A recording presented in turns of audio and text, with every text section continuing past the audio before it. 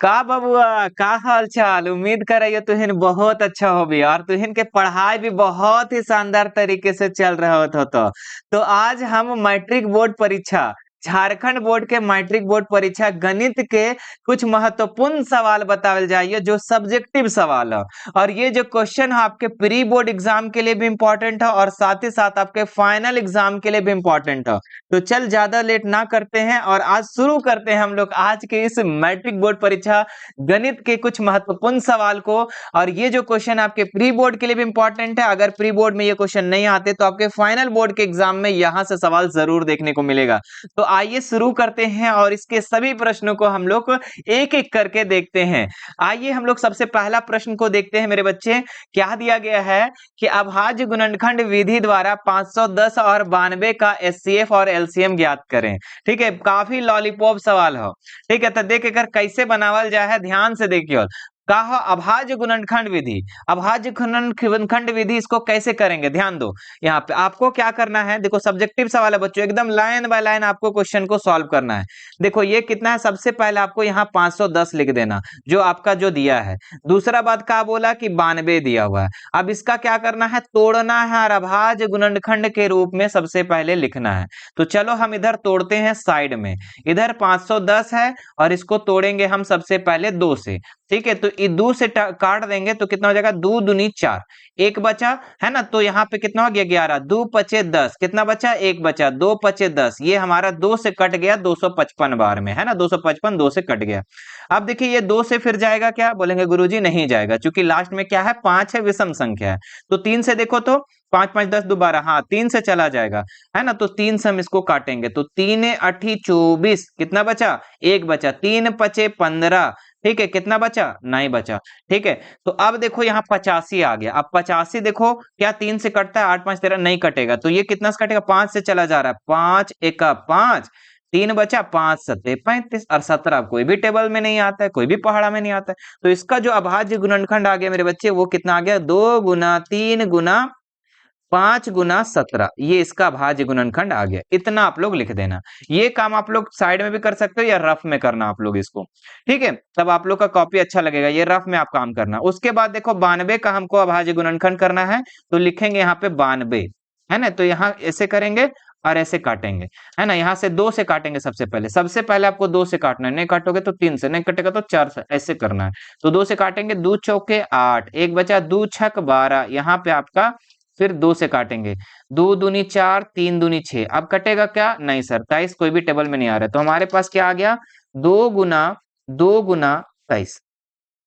ठीक है, देखिए दोनों का सबसे पहले हम क्या कर रहे हैं, अभाज्य गुणनखंड कर लिया। अब हमको एचसीएफ निकाले चाहे एलसीएम निकालने बोले, हम दोनों में से दोनों निकाल देंगे। देखो कैसे निकलेगा, देखो जो सबसे पहले यहाँ पे हम लिखेंगे एचसीएफ, क्या लिखेंगे, एचसीएफ। जो मेरे बच्चे दोनों में, दोनों अभाज्य गुणनखंड में हमें देखना है, गुणनखंड में देखना है कि दोनों में कॉमन क्या है। तो बोलेंगे गुरुजी ये दो जो आप देख रहे हैं ना, ये दोनों में कॉमन है। ठीक है, तो ये इसका और कुछ कॉमन है, बोले 3 5 17 2 नहीं है सर। तो दो जो कॉमन है मेरे बच्चे, वही आपका एचसीएफ हो जाएगा, वही क्या हो जाएगा, एचसीएफ हो जाएगा। उसके बाद आपको एलसीएम निकालना है, क्या निकालना है, एलसीएम। तो एलसीएम के लिए क्या करेंगे, जो कॉमन मिल गया है उसको एक बार लिख दो। ठीक है, जो मिल गया है उसको एक बार लिखना। उसके बाद जो जो नहीं मिला उसको लिख लेंगे, 3 5 17, ऊपर में 3 5 17 नहीं मिला तो लिखेंगे 3 5 और 17, और नीचे में कौन नहीं मिला, तो 2 तो मिल ही गया था, 2 और 23 नहीं मिला था, तो 2 और 23 हम यहाँ पे लिख देंगे, 2 गुना 23। अब सबको गुना कर देंगे और जितना आएगा वो उसका एलसीएम हो जाएगा। ठीक है, उसका क्या हो जाएगा, एलसीएम हो जाएगा। तो चलो गुना करते हैं, 2 तिया 6, 6 पचे 30, चलो 30 यहाँ तक हो गया। उसके बाद इधर देखो 30 हो गया ना जी, रुको 1 मिनट, 30 हो गया। इधर देखो फिर 17 दूनी 34, तो 34 से गुना करो 30 को, और फिर उसके बाद जो आएगा वो 23 से गुना कर देंगे। तो 3 4 सोना शून्य, 4 तिया 12 तो हो जाएगा, 3 चौके 12, है ना। फिर इधर आ जाओ, 30 तिया 90 हो जाएगा। यहाँ पर इसको गुना करो तो 0 2 और 1 10, 1020 हो गया, है ना। अब 1020 को 23 से गुना करेंगे हम लोग, कितना करेंगे, 1020 को 23 से। चलो गुना करते हैं, 1020 को 23 से।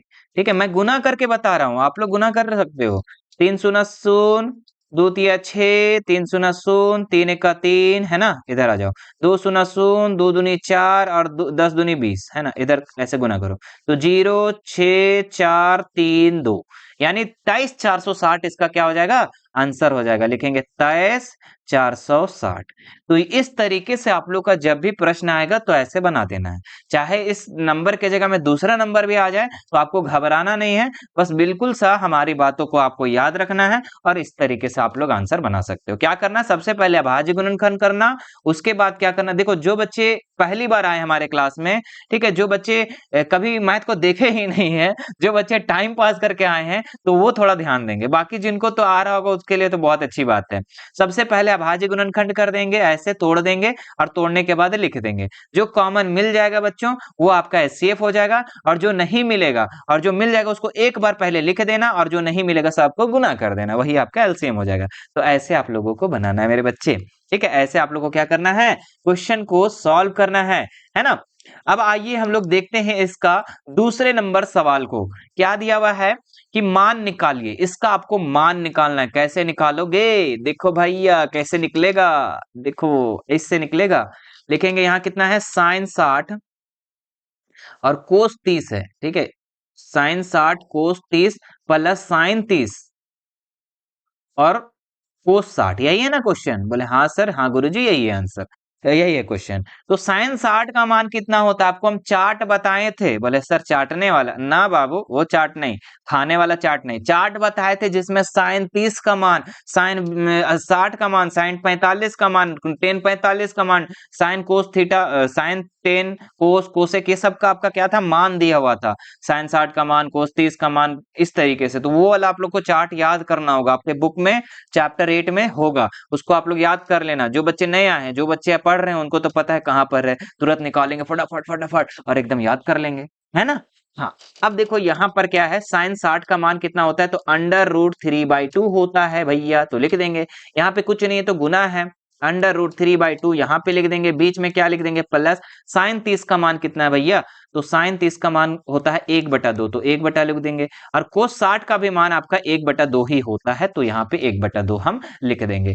√3 और √3 देखो बीच में क्या है, गुना, तो इसको गुना कर देंगे। और अंडर रूट 3 को गुना करेंगे तो ओनली 3 भैया, दो दूनी हो जाएगा, नीचे 4, बीच में हो जाएगा प्लस, एक एक का एक और नीचे हो जाएगा 4। अब दोनों का एलसीएम ले लेंगे तो 4 और 4 का एलसीएम 4, 4 को कितना बार पढ़ेंगे, 4 आएगा। तो बोलेंगे गुरुजी 4 को एक बार पढ़ेंगे, एक बार पढ़ेंगे, और 1 को 3 से गुना करेंगे तो 3, और यहाँ पे 4 को कितना बार पढ़ेंगे, 4 आएगा। तो बोलेंगे सर गुरुजी एक बार पढ़ेंगे, और 1 को 1 से गुना करेंगे तो 1 आ जाएगा। यानी कि 4/4 आ जाएगा, और 4/4 को हम डिवाइड करेंगे तो कितना आ जाएगा, 1 आ जाएगा। क्या आ जाएगा, 1 आ जाएगा मेरे बच्चे, 1 आ जाएगा। तो इसका आंसर आपका क्या हो जाएगा, 1। क्लियर है, मजा आ रहा है ना। बोल जल्दी, तो इनका मजा आ रहा हो कि ना आ रहा हो, मजा बताओ जल्दी जल्दी फटाफट। आगे बढ़ते हैं हम लोग नेक्स्ट सवाल पे। देखो आप लोग को हम थोड़ा सा एंटरटेन करने के लिए क्या करते हैं, हम थोड़ा खोटा लैंग्वेज यूज कर लेते हैं, है ना। तो आप लोगों को मजा आता है पढ़ने में, नहीं तो फिर लगेगा अरे सर पढ़ा, अरे भाई क्या पढ़ा रहे, क्या पढ़ा रहे, ऐसा लगेगा, है ना। चलो देखो क्या है, यदि क्यूब 0 और 1 बिंदुओं P-3 और R जो है x-6 से समदूरस्थ है तो x का मान ज्ञात करें। बोल रहे सर इतना हार्ड क्वेश्चन नहीं बन रहा है सर। अरे भैया जो पढ़ा होगा हमारे एप्लीकेशन से, हाँ ध्यान देंगे, हमारे एप्लीकेशन में नहीं जुड़े हैं जो ना बच्चा, वो जुड़ जाएंगे, क्योंकि उसमें बहुत ही शानदार तरीके से आप लोग का क्लास करवाया गया है और लाइव क्लासेस उसमें होती हैं। अगर आप एप्लीकेशन में नहीं जुड़े, हमारा एप्लीकेशन का नाम है मिशन टू वाले सर। क्या नाम है, मिशन टू वाले सर। बच्चे काफी दिनों से इसमें पढ़ रहे हैं, और उसमें आप लोग का मैथ और साइंस के बहुत ही शानदार तरीके से क्लासेस चल रही थी, और बच्चे काफी ज्यादा पढ़े थे, हजारों की संख्या में पढ़ रहे हैं। अगर आपको भी दिक्कत होती है कोई भी मैथ में, लगता है कि नहीं अभी हमारे पास कुछ समय है और मैं पढ़ सकता हूं, तो आप लोग एक बार उसमें ज्वाइन कर लेंगे एप्लीकेशन में। देखो बहुत ही मिनिमम फी में, बहुत ही कम फी में आप लोग को वहां पे प्रोवाइड करवाया जा रहा है। आपको जब भी जो भी एक्सरसाइज दिक्कत होगा, आप जाके वहां पे जाएंगे, फोल्डर बना हुआ है, 4.3 पढ़ना है 4.3 पढ़ लो, 9.1 पढ़ना है 9.1 पढ़ लो, जो भी है आप लोग पढ़ सकते हैं, क्योंकि सारा लाइव रिकॉर्डेड वीडियो है वहां पर। ऐसा नहीं वहां पर कि आप लोगों का रिकॉर्ड करके, मतलब कि लाइव रिकॉर्डेड वीडियो है, तो आप वहां पे ज्वाइन कर सकते हैं। चलिए फिर आप लोगों से हम यहाँ पे बढ़ते हैं और नेक्स्ट सवाल को देखते हैं। क्या है सवाल, ध्यान देंगे। इसमें बोला गया है कि एक कोई इस तरीके से रेखा है, मैंने रेखा खींच दिया, ठीक है, और इसमें बोला कि एक बिंदु जो है पी क्यू, क्यू नाम से एक बिंदु है जिसका मान दिया हुआ है 0 और 1 दिया हुआ है भैया, ठीक है। उसके बाद बिंदुओं, बिंदुओं यानी कि साइड साइड का बात कर रहा है, तो पी बिंदु और यहाँ पे आर बिंदु, ठीक है, तो यहाँ पे हो जाएगा 5 कॉमा -3 और ये आपका ब्रैकेट बंद, यहाँ पे हो जाएगा x कॉमा 6। ठीक है, ये इस तरीके से आपका फिगर बना लेना है। अब ये चीज यही बोल रहा है कि Q जो बिंदु है ना P और R से क्या है, समदूरस्थ है। जब इस तरीके से जब भी रहेगा बच्चों, जो बिंदु रहेगा अगर बिंदुओं P और R से समदूरस्थ रहेगा तो इसका मतलब हुआ कि यहां से यहां तक की दूरी और यहां से यहां तक की दूरी क्या है, बराबर है। यानी कि PQ की दूरी, यानी कि PQ की दूरी और QR की दूरी क्या है, बराबर है। यही चीज आपका प्रश्न में बोला जा रहा है। अब इसके बाद आपको यहाँ पे जो x देख रहे हैं इसका मान निकालना है। चलिए निकालते हैं, बहुत ही आसान है। कैसे निकलेगा बाबू, ध्यान देंगे। हाँ, यहाँ पे लिखेंगे हम लोग चूंकि बिंदु, चूंकि बिंदु Q बिंदुओं बिंदुओं किस किस से जी, P तथा R से समदूरस्थ है, R से समदूरस्थ है, समदूरस्थ है। ठीक है, तो बिंदु Q जो है बिंदु P और R से क्या है, समदूरस्थ है। इसलिए हम नीचे लिखेंगे, इसलिए क्या हो जाएगा, PQ की दूरी बराबर QR की दूरी, ये दोनों क्या हो जाएगा, बराबर हो जाएगा, है ना। समदूरस्थ बोला इसका मतलब PQ की यहां से यहां तक की दूरी और यहां से यहां तक की दूरी क्या है, बराबर है। चलो अब PQ की दूरी, इसका फॉर्मूला आपको पता है, दूरी सूत्र का क्या होता है, तो मैं एकदम लाइन बाय लाइन बताने वाला आप लोगों को। PQ की दूरी, इसका फॉर्मूला होता है x2 - x1 का होल स्क्वायर और प्लस दे देंगे y2 - y1 का होल स्क्वायर। ये हम लोग इधर का काम कर दिए भाई। ठीक है, यही चीज आपका ये साइड भी होगा, यही चीज आपका क्या होगा, ये साइड भी होगा, बराबर का ये साइड भी, तो यहाँ लिख देंगे बराबर। और ये जो पता है बच्चों कि ये जो अंडर रूट है ना, और अंडर रूट जो हो जाएगा ना, कैंसिल हो जाएगा। ये चीज आप लोगों को पता होनी चाहिए। तो यहाँ पे हमारे पास क्या हो जाएगा, x2 - x1 का whole square, x2 - x1, x2 कितना है देखो, यहाँ पे आपका हो जाएगा x1, ये y1 है ना, ये आपका x2 और ये y2। चलो पहले यहाँ पे हम इन दोनों को मिला लेते हैं, क्योंकि PQ में हम लोग को देखना है। तो PQ में अगर हम देखें तो यहाँ पे x2 पहले खोज रहा है, x2 क्या है, 0, तो 0 लिख देंगे। माइनस x1 कितना है, बोलेंगे सर 5 है, तो 5 लिख देंगे यहाँ पर। इसका कर देंगे हम स्क्वायर। बीच में क्या है, प्लस, तो प्लस दे देंगे, थोड़ा सा मोटा कर लेते पेन को।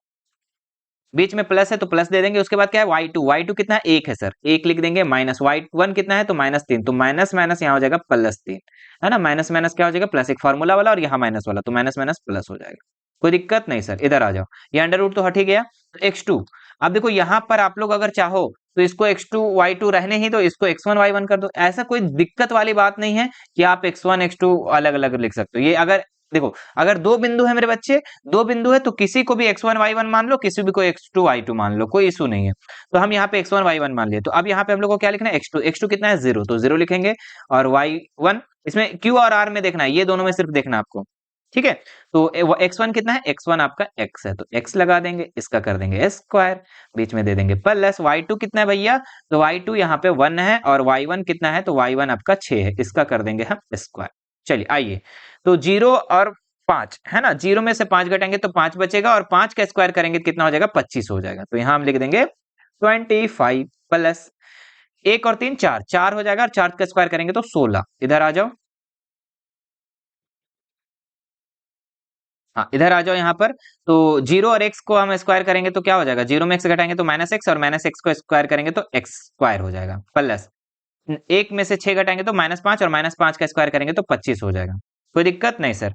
तो देखो ये 25 इधर भी प्लस में, इधर भी प्लस में, अगर ये वाला उठा करके हम इधर ले आते हैं 25, तो ये किस में हो जाएगा, माइनस में हो जाएगा, और माइनस प्लस क्या हो जाएगा, कैंसिल हो जाएगा। तो मैं क्यों ना ऐसा करूं कि 25 25 डायरेक्ट काट दूं, बोलेंगे हाँ गुरुजी काट सकते हैं, तो काट दो। उसके बाद यहाँ आ गया हमारे पास क्या, 16 बराबर अंडर रूट 16 बराबर एक्स स्क्वायर। हम इसको ऐसे लिख सकते हैं, एक्स स्क्वायर बटा बराबर 16, है ना, ऐसे लिख सकते हैं कि नहीं, बिल्कुल। तो यहाँ पे क्या हो जाएगा, x बराबर क्या हो जाएगा, अंडर रूट 16, चूंकि स्क्वायर इधर है, जैसे हटेगा तो इधर अंडर रूट चढ़ जाएगा, और अंडर रूट चढ़ जाएगा मेरे बच्चे, तो क्या हो जाएगा, 16 का वर्गमूल कितना होता है, 4 होता है। तो ये आपका क्या हो जाएगा, इसका x का मान जो आ जाएगा वो 4 आ जाएगा। कितना आ जाएगा, 4 आ जाएगा x का मान। तो यही आप लोगों का मान निकालना था। और ध्यान रखें, ये जो x का मान आएगा वो प्लस में भी आएगा, माइनस भी आएगा। क्यों, क्योंकि ये आपको अंडर रूट जो होता है ना, प्लस में और माइनस में दोनों होता है। तो यहाँ पे आपका प्लस में भी आ सकता है, माइनस में भी आ सकता है। तो ये आप लोग इसको लिख सकते हैं कि 4 और यहाँ पे आगे में लगा दो प्लस माइनस, कोई दिक्कत नहीं। अगर आप 4 भी लिखोगे तो कोई दिक्कत नहीं है मेरे बच्चे, कोई दिक्कत नहीं है, ठीक है।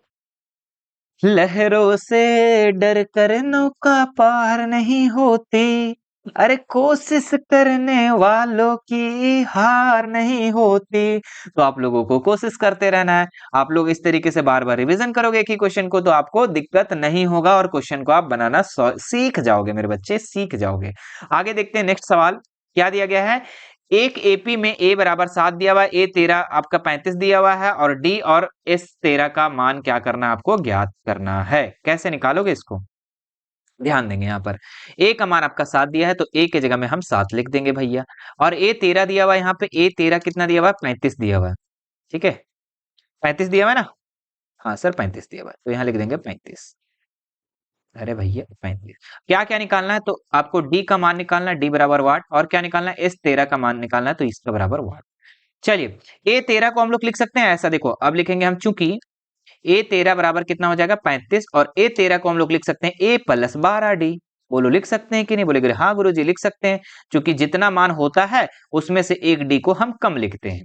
अब देखो यहाँ पे ए का मान पहले से दे रखा है तो ए का मान के जगह में हम 7 लिख देंगे, क्योंकि ए का मान आपका 7 दे रखा है। यहाँ लिखेंगे 12 और डी, यहाँ लिखेंगे 35। अब यह देखो 12 डी भैया, और यहाँ पे आपका हो जाएगा 35, और ये 7 जो है इधर प्लस में, इधर आके आपका माइनस में 7 हो जाएगा। 12 डी बराबर क्या हो जाएगा, तो 37, 35 में से 7 घटाएंगे कितना बचेगा, 28 बचेगा।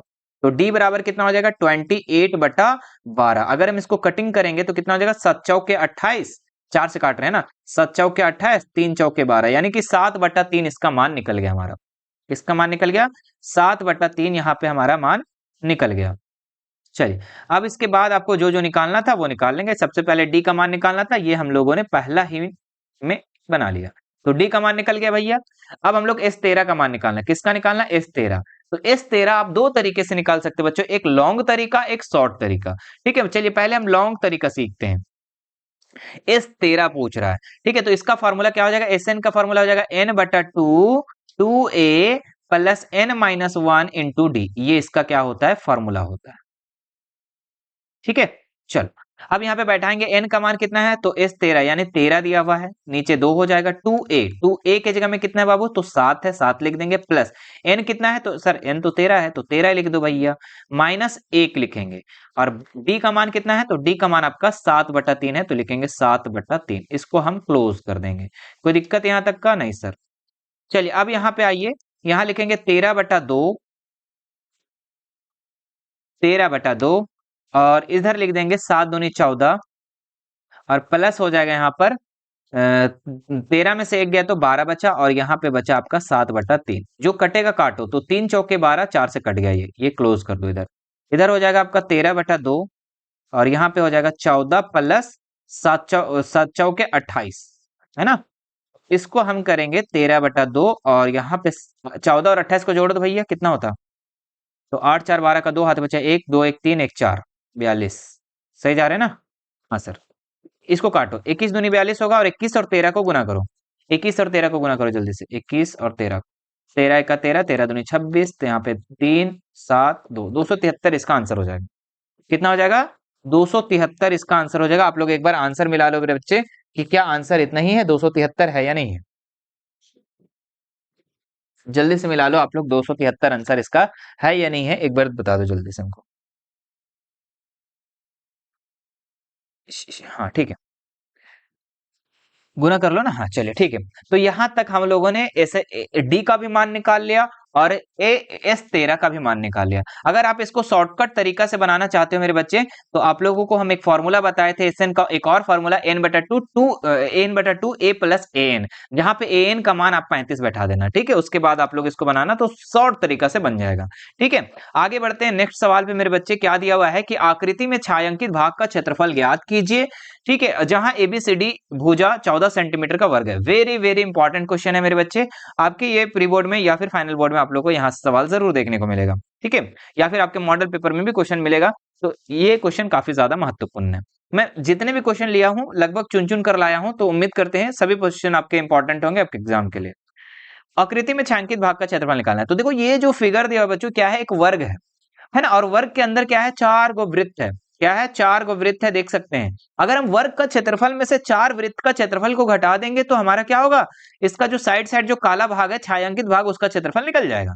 फिर से समझो, इस वर्ग में से अगर 4 गो वृत्त का क्षेत्रफल को हम घटा देंगे तो हमारा क्या बन जाएगा, बच जाएगा, ये सब जो छायांकित भाग, काला काला भाग है, उसका क्षेत्रफल हमारा बच जाएगा। तो चलिए बनाते हैं हम लोग। तो वर्ग का क्षेत्रफल क्या होता है, ए स्क्वायर होता है। अब इसमें से जो कि ए दे रखा है यहाँ पर, अब इसमें से 4 वृत्त का क्षेत्रफल घटाना है, जो कि वृत्त का क्षेत्रफल होता है पाई आर स्क्वायर, है ना, 4 गुना पाई आर स्क्वायर। अब इसमें आर चाहिए हमें, लेकिन जो कि आपके क्वेश्चन में आर नहीं दिया, तो आपको आर निकालना पड़ेगा। चलिए आर कैसे निकलता है हम बताते हैं आप लोगों को। वृत्त का आर कैसे निकाले, हमको वृत्त की त्रिज्या निकालना है। कैसे निकालोगे वृत्त की त्रिज्या, यानी यहां से लेके यहां तक की हमको दूरी निकालना है, कैसे निकलेगा, चलिए बताते हैं। लिखेंगे हम लोग यहाँ पे वर्ग की भुजा। तो वर्ग की भुजा जो है ये कितना दे रखा है, 14 सेंटीमीटर, है ना। अब वर्ग की भुजा है तो यहाँ पे आपका वृत्त का व्यास इससे निकलेगा। कैसे निकलेगा मैं बताता हूं, वृत्त की व्यास। तो वृत्त की व्यास कैसे निकलेगा, तो मेरे बच्चे आपको ध्यान देना है यहाँ पर कि यहां से यहां तक की दूरी कितना है, 14 दिया हुआ है। क्या बोले हम, यहां से यहां तक की दूरी कितना दिया हुआ है, 14 दिया हुआ है। ठीक है, अगर 14 दिया हुआ है तो इसका हम हाफ करते हैं, मान लो यहाँ होगा, और यहां से यहां तक की जो दूरी होगा, ये वृत्त का व्यास होगा या नहीं होगा, बोले हाँ सर। तो 14 का हम क्या करेंगे, आधा करेंगे, वो वृत्त का हमारा व्यास हो जाएगा। तो यहाँ लिखेंगे हम लोग 14/2, तो यहाँ पे हो जाएगा 7 सेंटीमीटर। यानी कि जो वृत्त का व्यास हो गया वो कितना निकल गया, 7 सेंटीमीटर निकल गया। यहां से यहां तक की जो दूरी निकल गया वो निकल गया 7 सेंटीमीटर। अब क्या, जब व्यास निकल गया तो क्या त्रिज्या नहीं निकाल पाओगे, बोलेंगे हाँ गुरुजी निकल जाएगा। तो लिखेंगे वृत्त की त्रिज्या, वृत्त की त्रिज्या, है ना, वृत्त की त्रिज्या यानी आर। आर का मान कितना हो जाएगा, तो व्यास का आधा होता है भैया, तो 7/2 हो जाएगा सेंटीमीटर। चलो ये हम लोग क्या निकाल गए, वर्ग का भुजा भी निकल गया, वर्ग की त्रिज्या भी निकल गया, सॉरी वृत्त की त्रिज्या भी निकल गया। अब हम लोग लिखेंगे यहाँ छायांकित भाग का क्षेत्रफल। छायांकित भाग का क्षेत्रफल। तो छायांकित भाग का क्षेत्रफल क्या होता है, तो इसमें आपका क्या करेंगे, वर्ग का क्षेत्रफल में से वृत्त का क्षेत्रफल को घटा देंगे। लिखेंगे वर्ग का क्षेत्रफल माइनस 4 वृत्तों का क्षेत्रफल। 4 वृत्तों का क्षेत्रफल को हम क्या करेंगे, घटा देंगे। तो वर्ग का क्षेत्रफल कितना है, तो वर्ग का क्षेत्रफल होता है भुजा स्क्वायर। क्या होता है, भुजा स्क्वायर यानी ए स्क्वायर। तो हम ए स्क्वायर भी लिख सकते हैं या भुजा स्क्वायर भी, माइनस 4 वृत्त का क्षेत्रफल यानी 4 इंटू पाई आर स्क्वायर। चलिए भुजा स्क्वायर, भुजा कितना दिया हुआ है 14, तो 14 का स्क्वायर करेंगे इंटू 4 इंटू पाई का मान कितना है, तो 22/7 होता है भाई। और आर का मान कितना दिया है, तो आर का मान 7/2, और इसको हम 2 बार लिखेंगे क्योंकि आर का स्क्वायर है, तो 7/2 लिख देंगे हम लोग। 2 से 2 कट गया बाबू, 7 से 7 कट गया, यहाँ पे 2 से 2 दूनी 4 कट गया। अब यहाँ पे हमारा 14 का स्क्वायर करेंगे तो 196 हो जाएगा, और यहाँ पे हमारा हो जाएगा 7 दूनी 14, 7 दूनी 14। तो 14 यहाँ पे हम क्या करेंगे, घटा देंगे। कुछ गड़बड़ तो नहीं ना हो रहा है यहाँ पे। 4 वृत्तों का क्षेत्रफल 4 पाई स्क्वायर, 4 पाई स्क्वायर, 2 दूनी 4, 7 से 7 कट गया यहाँ था। अच्छा 11 दूनी 22, यही तो नहीं कट रहा था, 11 दूनी 22 अब सही जगह है। ठीक है, तो 11 सत्ते 77 और 77 दूनी 154, कितना हो जाएगा, 11 सत्ते 77, देखो 11 बचा था, 11 दूनी 22, और तो 11 सत्ते 77, 77 दूनी कितना हो जाएगा, 154 हो जाएगा। ठीक है, मैं 11 लिखना भूल गया था यहाँ पर। तो अब इसको काटेंगे हम यहाँ पे, मतलब घटाएंगे तो कितना बचेगा, 6 में से 4 गया तो 2 बचा, और यहाँ पे 19 में से 15 गया तो 4 बचा, तो 42 सेंटीमीटर स्क्वायर इसका क्या हो जाएगा, छायांकित भाग का क्षेत्रफल मेरे बच्चे। तो ये इसका आंसर हो गया। मुझे आशा है कि आपको ये भी क्वेश्चन समझ में आ गया होगा। आगे बढ़ते हैं हम लोग यहाँ पे, जो कि 5 नंबर का सवाल है मेरे बच्चे, ध्यान देंगे। द्विघात समीकरण 3x² माइनस 5x प्लस 2 का बराबर 0 है। विविक्तर की मूलों की प्रकृति निकालना है। क्या निकालना है, मूलों की प्रकृति निकालना है। फिर द्विघाती सूत्र का उपयोग करके आपको मूल ज्ञात करना है। तो चलिए सबसे पहले हम लोग मूल की प्रकृति के लिए क्या निकालते हैं, डी का मान निकालते हैं। और डी का मान जब हमारा आता है, अगर प्लस में आता है तो हम बोलते हैं वास्तविक होगा, अगर माइनस में आता है तो बोलेंगे एकदम काल्पनिक होगा, और 0 आएगा तो बोलेंगे कि वास्तविक होगा और समान होगा। यही चीज होता है, बोले हाँ गुरुजी यही होता है। तो यहाँ पे हम सबसे पहले क्या निकालेंगे, डी का मान निकालेंगे। ठीक है, अगर आप इसको बढ़िया तरीके से बनाना चाहते हो तो ऐसे लिखना, 3x² माइनस 5x और प्लस 2, ये आपका बराबर 0। ए का मान कितना हो जाएगा, तो ए का मान x² के पहले जो रहता है वो ए का मान होता है। बी का मान कितना हो जाएगा, तो बी का मान जो x से पहले रहता है वो बी का मान हो जाता है, तो -5। सी का मान कितना हो जाएगा, तो 2 हो जाएगा। अब हमें क्या निकालना है, डी का मान निकालना है, यानी विविक्तर निकालना है। विविक्तर का फॉर्मूला होता है बी स्क्वायर माइनस 4ac, है ना। तो यहाँ पे बी का मान कितना हो जाएगा, तो बी का मान -5, तो -5 का हम कर देंगे स्क्वायर, माइनस 4ac इंटू ए का मान कितना हो जाएगा, तो 3 हो जाएगा, और सी का मान आपका 2 हो जाएगा। चलो -5 का स्क्वायर करेंगे तो 25 हो जाएगा, और यहाँ पे आपका हो जाएगा 4 तिया 12 दूनी 24। अब 25 में से 24 घटाएंगे तो कितना बचेगा, 1 बच जाएगा। यानी कि डी का मान जो आ गया बच्चों वो धनात्मक आ गया। क्या आ गया, 0 से बड़ा आ गया। डी का मान जो आ गया वो 0 से बड़ा आ गया। इसका मतलब इसका जो प्रकृति हुआ मूलों का वो क्या हो गया, वास्तविक और असमान। ठीक है, क्या लिखेंगे, वास्तविक, वास्तविक आया और असमान। इसका जो मूल आने वाला है ना वो क्या आएगा, असमान आएगा, यानी कि अलग अलग आएगा। ठीक है, तो यहाँ पे आप मूलों की प्रकृति हम लोगों ने लिख दिया, लिखेंगे मूलों की प्रकृति वास्तविक और असमान होगा, है ना, होगा, होगा। चलो अब यहाँ पे जब हमारा मूलों की प्रकृति जब निकल ही गया तो हम लोग क्या करेंगे यहाँ पर, अब हमें निकालना है द्विघात सूत्र का प्रयोग करके हमको मूल ज्ञात करना। और आपको पता है कि दो मूल निकलेंगे और दोनों अलग अलग निकलेंगे, क्यों, क्योंकि असमान आएगा। देखो लिखा हुआ है ना, असमान, असमान आएगा, अलग अलग आएगा। तो यहाँ लिखेंगे हम मूलों की प्रकृति के लिए, सॉरी, मूल ज्ञात करने के लिए x का मान होता है -b प्लस माइनस √d और बटा में होता है 2a। ये इसका फॉर्मूला होता है।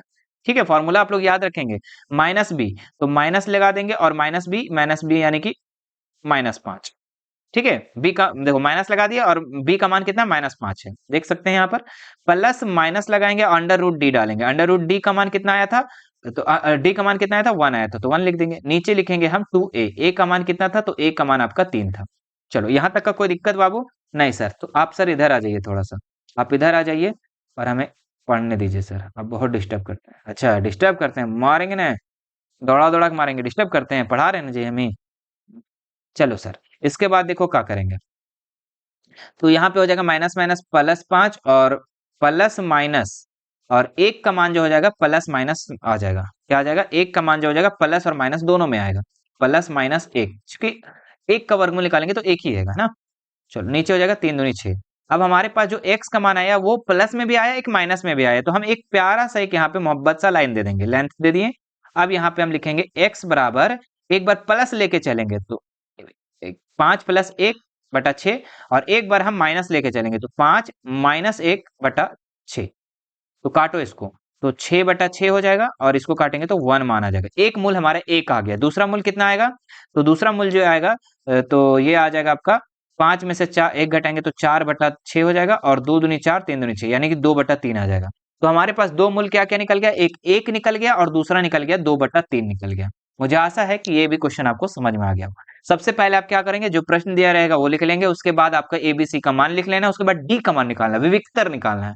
तो विविक्तर निकालने के लिए हमारा फार्मूला होता है b² - 4ac।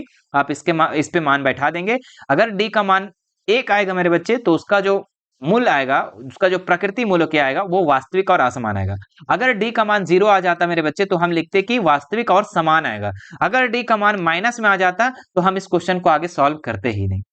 ठीक है, तो ध्यान रखेंगे, अगर डी का मान 0 आएगा तो हम सॉल्व करेंगे, अगर प्लस में आएगा तो भी सॉल्व करेंगे, लेकिन डी का मान अगर माइनस में आएगा तो उसको हम आगे सॉल्व नहीं करेंगे, क्योंकि वो काल्पनिक हो जाएगा, वो होगा ही नहीं उसका आंसर। बात समझ में आया, हाँ सर। आगे बढ़ते हैं नेक्स्ट सवाल पर।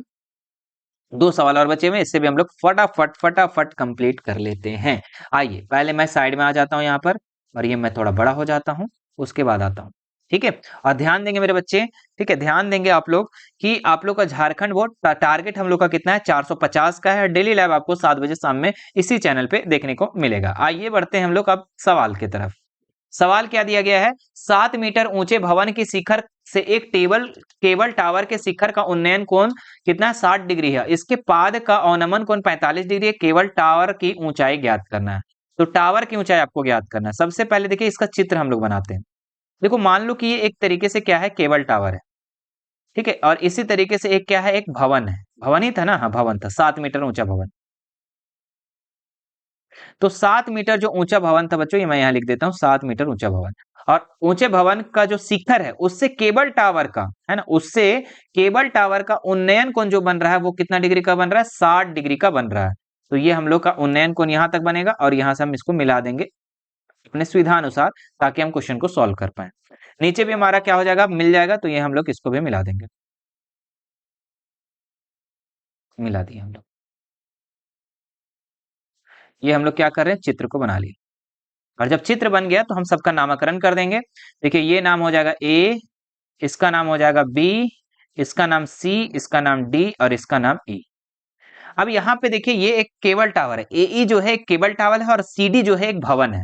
भवन की ऊंचाई 7 मीटर दिया हुआ था। उन्नयन कोण आपका यहाँ दिया था कि जो भवन का शिखर का उन्नयन, सॉरी, केबल टावर का शिखर का उन्नयन कोण जो है भवन पर जो बन रहा था वो 60 डिग्री का बन रहा था। और जो भवन से इसका पाद बिंदु का है ना, भवन से इसके पाद बिंदु का अवनमन कोण बन रहा था वो 45 डिग्री का बन रहा था, यानी ये आपका 45 डिग्री हो जाएगा। और जब ये अवनमन कोण 45 होगा बच्चों, तो इसका उन्नयन कोण भी 45 होगा, क्योंकि आपको पता है कि ये दोनों रेखा समांतर और समांतर के एकांतर कोण से ये दोनों कोण बराबर होते हैं। अब देखिए यहाँ पे ये 7 दिया हुआ है, तो ये भी कितना हो जाएगा, 7 हो जाएगा। यानी कि जो CD आएगा वो आपका BE आएगा, और जो हमारा ED जो आएगा वही हमारा BC आएगा। ठीक है, अब देखो सॉल्व करेंगे, हमको क्या निकालना है मेन, कि AE की दूरी निकालना है, मतलब सॉरी AE की लंबाई, यानी कि ये जो टावर है इसकी ऊंचाई हम लोग को निकालना है। तो हमको जो चीज निकालना होता है मेरे बच्चे, उसी को हम मान लेते हैं। लिखेंगे माना केबल टावर की ऊंचाई, केबल टावर की ऊंचाई,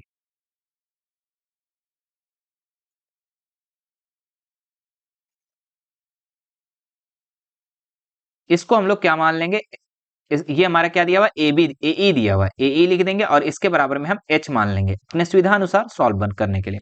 उसके बाद और क्या दिया हुआ है यहाँ पे एक चीज दिया हुआ है कि CD का मान जो है वो दे रखा है ना। CD का मान आपका क्या है, दे रखा है। या फिर एक काम करो ना, यहाँ पे ED का मान भी हम लोग यहाँ पे लेके चल सकते हैं। चलो ED को हम लोग यहाँ पे फिर से लिखेंगे, ED नीचे वाला आप जो देख पा रहे हैं, ED का मान जो है ये x मान लेते हैं इसको हम लोग, और ये किसके बराबर है, तो BC के बराबर है, तो हम BC लिख लेंगे। कोई दिक्कत यहाँ तक का नहीं। और एक चीज और क्या दिया हुआ यहाँ पर ध्यान देंगे, CD का मान दे रखा है, तो यहाँ हम लिख देंगे CD बराबर 7 सेंटीमीटर। और ये आपका जो है ये किसके बराबर है, तो BE के बराबर है, तो यहाँ पे BE भी लिख देंगे। क्योंकि आपको पता है मेरे बच्चे, BC जो है वही ED है, जो CD है वही हमारा BE है, वही चीज हमको यहाँ पे लिख दी है। चलो अब यहाँ पे हम लोग को क्या निकालना है, AE निकालना है। हमें क्या निकालना है, AE निकालना है। तो और AE निकालने के लिए हम लोग सबसे पहले क्या करेंगे, ये ऊपर वाले त्रिभुज को लेंगे, तो हमको उस टाइम AB लेना पड़ेगा। तो AB का मान भी हम लोग यहाँ पे लिख लेते हैं। AB बराबर क्या हो जाएगा, तो AB बराबर जो आ जाएगा AE माइनस, AE को हम लोग क्या माने, H माने, तो H माइनस, और यहाँ पे BE का मान कितना दे रखा है, तो BE का मान आपका 7 दे रखा है। तो ये हम लोग क्या करिए, समीकरण को बना लिए। ये हम लोग समीकरण सारा चीज बन गया, जितना दिया हुआ था वो हमने लिख दिया। अब हम लोग यहाँ अगर लिखना चाहे तो एक चीज और लिख लेना, उन्नयन कोण। उन्नयन कोण जो है हमारा कितना दिया हुआ है, 60 डिग्री दिया हुआ है।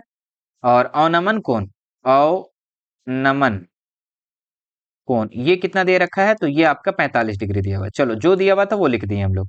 अब यहाँ से हम लोग लिखेंगे कि ऊपर वाले त्रिभुज लिखेंगे, समकोण त्रिभुज ABC में क्या लिखेंगे, समकोण त्रिभुज ABC में। इसको छोटा कर लेते हैं हमें,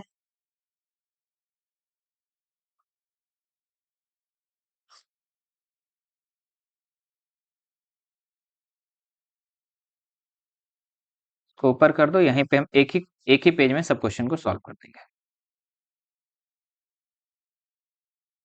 चलिए अब देखो यहाँ पर क्या करें हम लोग, तो एबीसी में अगर देखें तो हम इसमें लंब और आधार लेंगे, और लंब और आधार हमारा किस में आ जाएगा, तो लंब और आधार हमारा टेन थीटा में आएगा। तो लिखेंगे 10 और कितना डिग्री है, तो 60 डिग्री। अच्छा सॉरी, वो एबीसी में मतलब पहले नीचे वाला लो जी, नीचे वाला लोगे ना तो बेहतर होगा आप लोग का, क्योंकि ऊपर वाला लोगे तो थोड़ा सा लॉन्ग प्रोसेस चल जाएगा। देखो लोगे कोई दिक्कत नहीं है, लेकिन नीचे वाला पहले लेके चलो। अगर नीचे वाला का मान इसमें आ जाएगा तब हम लोग AB का मान हम लोग आसानी से निकाल लेंगे।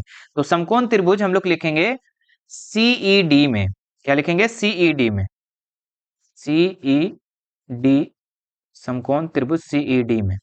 हम इसमें अगर देखें बच्चों तो यहाँ लंब दिया हुआ, हमको आधार निकालना है। सबसे पहले आधार निकाल लेते हैं हम लोग। तो लंब और आधार किस में आता है, तो 10 में आता है। तो 10 45 डिग्री बराबर क्या हो जाएगा, तो CD बटा यहाँ ED क्या हो जाएगा, CD बटा ED। 10 45 का मान 1 होता है, 1 लिख देंगे। CD का मान कितना दिया हुआ है, तो 7 दिया हुआ है, और ED का मान को हम लोग क्या माने हैं, तो X माने, आप देख सकते हैं यहाँ पर ऊपर में। ईडी का मान क्या माने हैं, तो एक्स माने हैं, तो एक्स लिख देंगे, बटा हम लिखेंगे 1, क्रॉस मल्टीपल कर देंगे मेरे बच्चे, तो क्या हो जाएगा, एक्स बराबर 7 सेंटीमीटर हो जाएगा। चलो इधर का हमारा कंप्लीट हो गया, कितना हो जाएगा, एक्स का मान हमारा 7 सेंटीमीटर हमारा हो गया। अब क्या करेंगे हम यहाँ पर कि सीईडी में हो गया, अब हम लिखेंगे पुनः त्रिभुज एबीसी में, लिखेंगे समकोण त्रिभुज, है ना, पुनः त्रिभुज एबीसी में, है ना, क्योंकि हमें निकालना है एई का मान, पूरा निकालना है यहाँ पर, एई का मान कैसे निकलेगा ध्यान देंगे यहाँ पर। तो एबीसी में अगर हम देखें यहाँ पर एबीसी में, तो हमारे इसमें भी 10 का मान लेंगे, और कितना डिग्री है, 60 डिग्री, तो 10 60 डिग्री बराबर यहाँ पे क्या हो जाएगा, ए बी बटा बीसी। तो 10 60 का मान कितना होता है, √3 होता है। ए बी का मान कितना है, तो ए बी का मान हम लोग अभी यहाँ लिखे थे h-7, तो लिखेंगे h-7। और बीसी का मान कितना है, तो बीसी का मान आपका छुप तो नहीं रहा है, वैसे नहीं छुप रहा है, तो बीसी का मान जो आपका कितना दिया है, तो बीसी का मान जो ईडी का जितना मान था ना, वही आपका बीसी का मान था। ईडी का मान जितना आया था वही हमारा बीसी का मान था, तो ये हमारा आया था 7, तो ये भी हमारा कितना हो जाएगा, 7 हो जाएगा, कितना हो जाएगा 7, तो यहाँ लिख देंगे हम 7, इसके नीचे हम 1 देंगे, क्रॉस मल्टीपल करेंगे, तो कितना हो जाएगा, h-7 और 7√3, है ना। तो यहाँ पे h को h रहने दो, यहाँ पे लिखेंगे 7√3, और ये 7 माइनस में इधर आके आपका प्लस में 7 हो जाएगा। अब यहाँ पे h बराबर क्या हो जाएगा, तो हम 7 को कॉमन ले लेंगे, अंदर में बचेगा √3 + 1, और ये आपका सेंटीमीटर इसका आंसर हो जाएगा। ठीक है, कितना आ जाएगा, 7√3 + 1 इसका आंसर हो जाएगा। देखो कितने ही शॉर्ट तरीके से आप लोग को हम क्वेश्चन बना दिए। देखो सबसे पहले आपको क्या करना है, चित्र को बना लेना है। ठीक है, चित्र बनाने से आपको चित्र बनाने के बाद क्या करेंगे आप, जो आपको निकालना है उसका मान को हम h मान लेंगे, जैसे ए इसका मान हमको निकालना था, तो इसको हम लोग h मान लिए। उसके बाद क्या करेंगे, जो जो दिया हुआ है, जैसे ईडी को हम लोग x मान लिए, ईडी जो है ना, अभी हम लोग का मान निकला नहीं था इस टाइम, तो x मान लिए थे इसको। उसके बाद हम लोग ईडी जितना था बच्चों वही आपका बीसी था, है ना। उसके बाद सीडी का मान आपका 7 दिया हुआ था, बीई का मान आपको यहाँ लिख लेना है। उसके बाद एबी एबी यानी कि एबी का मान अगर हम लोग, चूंकि अगर आप ऊपर वाले त्रिभुज को जब हम लेंगे तो उस टाइम एबी लेना पड़ेगा, तो एबी का मान की जगह हम क्या लिखेंगे, h-7, क्यों, क्योंकि टोटल h था उसमें से 7 को हम घटा दिए। ठीक है, अब जो हम लोग लिखेंगे समकोण त्रिभुज नीचे वाले में, और इससे हम लोग x का मान निकाल लेंगे। जब x का मान निकल जाएगा तो जितना x का मान निकलेगा वहां वहीं उतना ही आपका ऊपर का मान bc का मान निकलेगा। जब bc का मान निकल गया तो हम ab का मान क्या करेंगे, हम निकाल सकते हैं। तो इसी तरीके से हम लोग क्या कर दिए, इसका मान हम लोग h का मान को निकाल दिए। चलिए आगे बढ़ते हैं, और ये लास्ट सवाल है मेरे बच्चे इस लेक्चर का, इस वीडियो का। तो आपको क्या करना है, मैं इस क्वेश्चन को बताने से पहले एक रिक्वेस्ट रहेगा आप लोगों से, आप वीडियो को ज्यादा से ज्यादा शेयर कर देंगे ताकि सभी लोगों तक ये वीडियो पहुंच जाए, है ना। शेयर तो आप लोगों को करना ही करना है ना, नहीं करोगे तो फिर आप लोग के लिए वीडियो फिर नहीं आ पाएगा। ठीक है, और लाइव क्लासेस अगर आप चाहते हैं मेरे बच्चे, ठीक है, तो आप लोग कम से कम वीडियो को ज्यादा से ज्यादा शेयर करो। और हाँ, ध्यान देंगे, आप लोग से रिक्वेस्ट है, ठीक है, कि जो भी आप 10th आप जो भी देख रहे हो, 10th के बच्चे देख रहे हो, ठीक है, आप 10th के स्टूडेंट हो, तो क्या आप लोग एक मेरा हेल्प कर सकते हो, 9th के बच्चों को 9th वाला जब वीडियो अपलोड होता है हमारे चैनल पे, आपके पास जाता है, जहां भी जैसे भी जाता है, तो आप उसको शेयर कर दो अपने दोस्तों को। आपके मित्र होंगे, सहपाठी होंगे जो क्लास 9th में होंगे, ठीक है, आपके बहन होगी, आपके छोटे भाई बहन होंगे, उन्हें भी कम से कम वीडियो को शेयर जरूर कर दीजिएगा। क्योंकि हमारे पास बच्चे 10th के ज्यादा हैं लेकिन 9th के बहुत कम है, तो कम से कम उनको पास शेयर करेंगे तब उनके पास वीडियो चला जाएगा, और वो भी आपकी तरह हमसे लाभ ले सकेंगे। आप हमसे लाभ ले रहे तो वो भी लाभ ले सकेंगे। आप लोग अगर 9th में हेल्प हुआ तो उन लोगों को भी हेल्प होनी चाहिए। ठीक है, तो कम से कम ये रिक्वेस्ट रहेगा आप लोगों से। ठीक है, आप लोग अपना मान करके, ठीक है, एक काम मान करके कि सर एक काम दिए हैं मुझे, ये काम मान करके काम कम से कम कर दो। ठीक है, आप लोग को लगता है कि वीडियो देख लिए बस बहुत हो गया, हमारे काम बन गया, चलो निकलो, ऐसा नहीं करना है। थोड़ा सा हमारे बारे में भी सोचना है, और सोचना है कि सर एक काम दिए हैं, ये काम को हम करेंगे। हम 10-10 बच्चों को, 5-5 बच्चों को शेयर करेंगे, 9th के बच्चों को बुलाएंगे इस चैनल पे। इतना तो कर ही सकते हो मेरे बच्चे। चलिए अब आगे देखते हैं, इसका माध्य निकालना है। देखिए माध्य, माध्यक, बहुलक, तीनों चीज आप लोग सीख लेना एग्जाम में। ठीक है, मैं यहाँ पे माध्य था एक क्वेश्चन, तो मैं माध्य का क्वेश्चन यहाँ पे बना देता हूँ। माध्य निकालने के लिए आप लोग को क्या करना है, 4 ठो कॉलम बनाना है। कितने ठो कॉलम बनाना है बच्चों, 4 ठो कॉलम बनाना है। ठीक है, तो यहाँ पे हम 4 ठो कॉलम बना देंगे। सबसे पहला कॉलम में हम लोग क्या लिखेंगे, क्लास इंटरवल यानी सीआई लिखेंगे। दूसरा में हम लोग क्या लिखेंगे, फ्रीक्वेंसी यानी बारंबारता। तीसरा में क्या लिखेंगे, मिड वैल्यू यानी एक्स का मान, और चौथा में हम एफएम का मान निकालेंगे। यहां से हम एक लाइन देंगे। चलिए अब सबका मान हम लोग यहाँ पे लिखते हैं। यहाँ पे क्या लिखेंगे, CI यानी कि क्लास इंटरवल। अगर हिंदी में लिखना चाहे तो वर्ग अंतराल लिख दो, ठीक है। CI भी लिखोगे तो कोई दिक्कत नहीं, यहाँ F लिखोगे, है ना। तो CI कितना दिया हुआ है, वर्ग अंतराल, तो ये दिया हुआ है 45 से 55, और 55 से 65, 65 से 75, 75 से 85, और 85 से 95। चलो, अब यहाँ F कितना कितना दिया हुआ है, तो 3 दिया हुआ है, 10 दिया हुआ है, 11 दिया हुआ है। ये क्वेश्चन जो है ना बहुत लॉलीपॉप है, और इस क्वेश्चन से आप लोग आंसर 5 नंबर नहीं उठा पाओगे ना, तो दिक्कत है। ये 5 नंबर का क्वेश्चन है मेरे बच्चे, ठीक है। अब F निकल गया, अब यहाँ पे आपको X का मान निकालना है, या फिर M का मान। X बोलो या M बोलो, बात बरोबर है। M निकालोगे तो M क्या, M या X जो भी निकालना निकालो। M का मतलब क्या होता है, मिड वैल्यू, यानी कि इन दोनों को जोड़ करके और आधा करना है। तो 45 और 55 जोड़ेंगे तो 100 होगा, और 100 का आधा करेंगे तो 50 हो जाएगा। 55 और 65 जोड़ेंगे तो कितना हो जाएगा, 55 और 65, 60 और 50, 110 और 120 हो जाएगा। 120 का आधा करेंगे तो 60 हो जाएगा। फिर 6 और 7 13, 13 और 1 14, 140 यानी 70 हो जाएगा। फिर 7 8 15 और 1 16 यानी कि 160 का आधा करेंगे तो 80 हो जाएगा। 8 9 17, 17 और 1 18, 180 का आधा करेंगे तो 90 हो जाएगा। तो ये हम लोग क्या करेंगे, इन दोनों को जोड़ करके आधा करेंगे, इन दोनों को जोड़ के आधा करेंगे, इन दोनों को जोड़ करके आधा करेंगे, तो ये हम लोग M का मान निकाल लेंगे। यहाँ पे आपको FM का मान निकालना होता है, जिसमें F और M को गुना करना होता है। तो 5 दिया 15 करेंगे 150 हो जाएगा। फिर 60 को 6 से 10 से गुना करेंगे तो 600 हो जाएगा।